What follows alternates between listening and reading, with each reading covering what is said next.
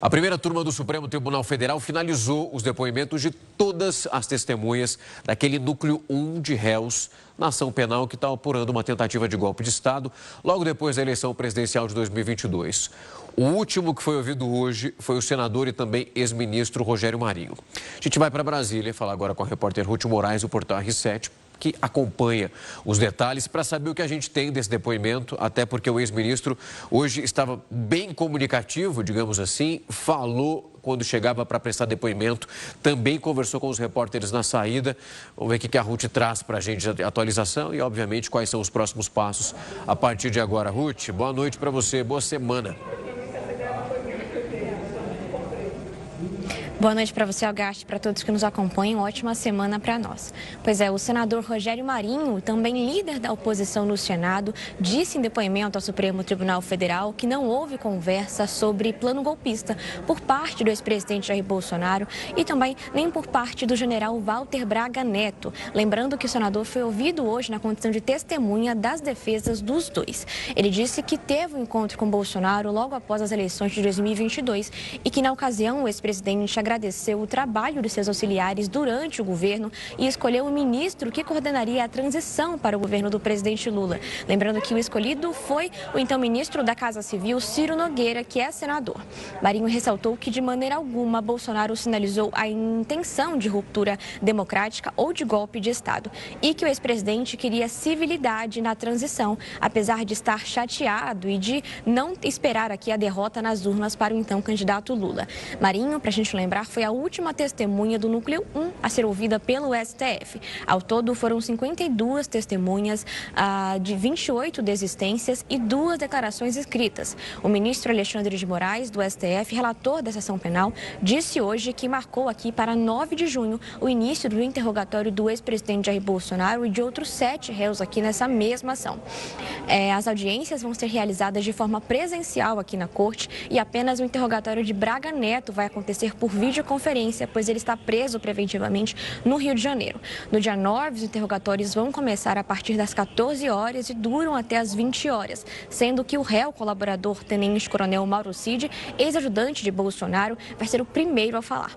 Caso tenha necessidade, Moraes também designou os dias 10, 11, 12 e 13 de junho para dar continuidade a esses interrogatórios. Para a gente lembrar, os réus possuem livre direito de ficar em silêncio ou até mesmo, preferencialmente, os ministros preferem que eles falem durante essas oitivas. Após essa etapa, Moraes vai elaborar um relatório e, após isso, vai elaborar o seu voto, apresentar o seu voto para análise dos ministros da primeira turma.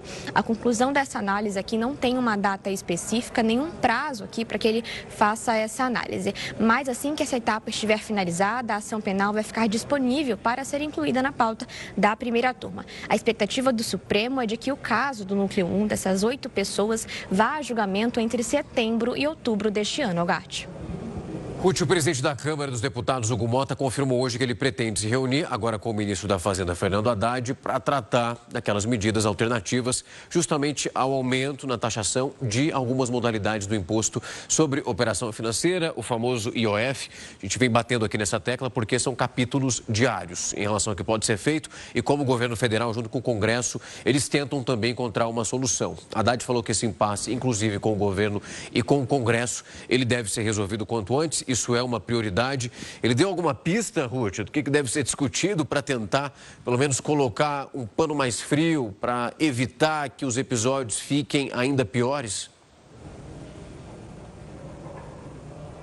Pois é, o ministro da Fazenda, Fernando Haddad, defendeu hoje um conjunto de ações estruturantes no lugar de ajustes pontuais. Para ele, esse decreto, que aumenta a taxação de algumas modalidades do IOF, abriu espaço para uma ampla agenda de debate aqui com o Congresso Nacional. Haddad explicou que a ideia é corrigir outras distorções do sistema financeiro para abrir o espaço para a calibragem do IOF, calibragem essa que deve acontecer na correção dos desequilíbrios existentes nos tributos tributos relacionados às finanças. O ministro não quis adiantar quais vão ser as medidas aqui anunciadas, mas disse que assim que elas forem divulgadas, já estariam acertadas com o Congresso Nacional.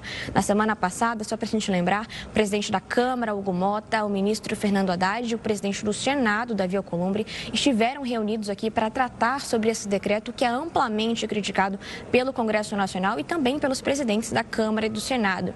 Ficou acordado, então, após esse encontro, que o governo teria 10 dias de prazo aqui para apresentar alternativas a esse aumento na taxação do IOF, inclusive desse decreto que o governo já havia recuado anteriormente com relação à aplicação de investimentos de fundos nacionais no exterior. O Congresso espera que o decreto seja revogado totalmente, mas o governo já indicou que não deve fazer isso, então o Congresso na próxima semana pode sim apreciar um projeto de decreto para sustar totalmente essa ação do governo federal.